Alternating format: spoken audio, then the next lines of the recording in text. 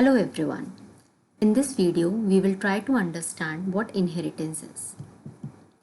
So, inheritance is a mechanism in which a child object acquires all the properties of a parent object.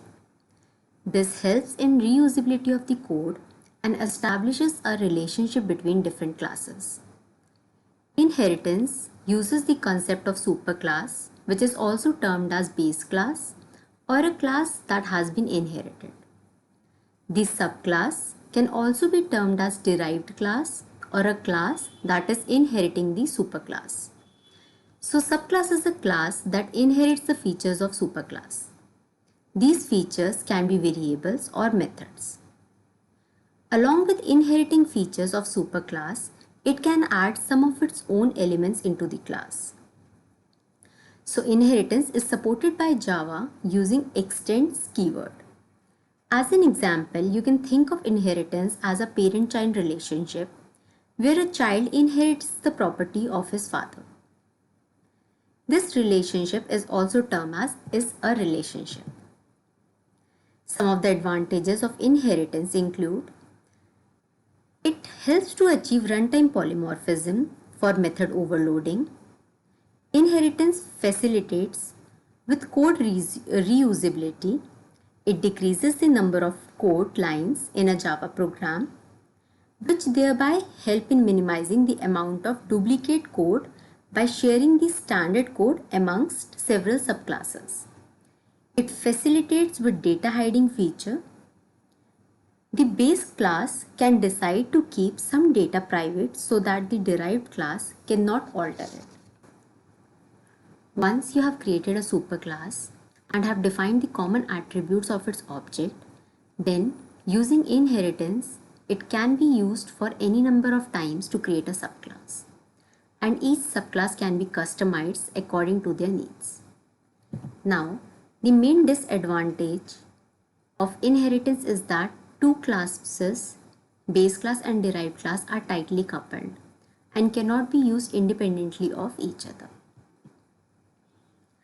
Next, we can see that there are three types of inheritance that are supported by Java.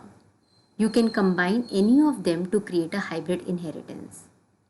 Single, multi-level, hierarchical are three types of inheritance that are supported by Java.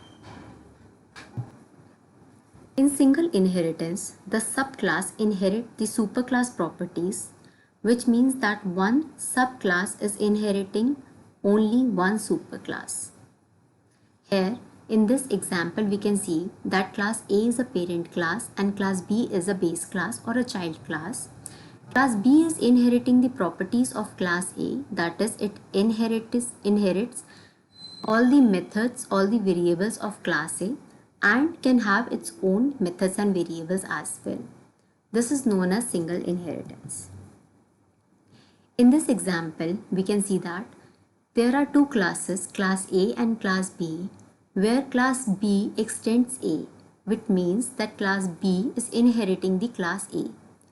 Now in class A we have a function print1, and in class B that has extended class A has inherited this print1 function as well as it has its own print2 function.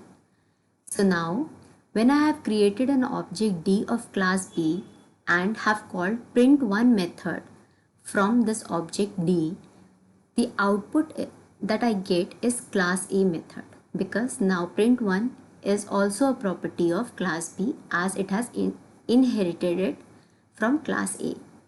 When using my object D, I am calling a function print2 of class B, I am getting an answer as class B method. Coming to next slide is multi-level inheritance. In multi-level inheritance, a subclass inherits a subclass which have some parent class. For example, in this diagram, we can see that class C is inheriting class B, which is already a subclass of class A. This means that class C has all the properties of class A as well as class B. In this example, we can see that we have class A, class B that is inheriting the properties of class A, And then we have class C that is inheriting the properties of class B.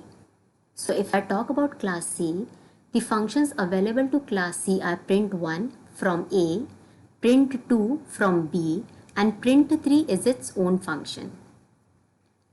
Now, when I create an object D of class C and call print1 function, I receive an output as class A method. Using print2 function or method, I get an output as class B method, and using print3 function of class C itself, I get an output as class C method. Please note that if class B has not extended class A, that is, if class B has not inherited the properties of class A, then using object D, I would not be able to call print1 function of class A.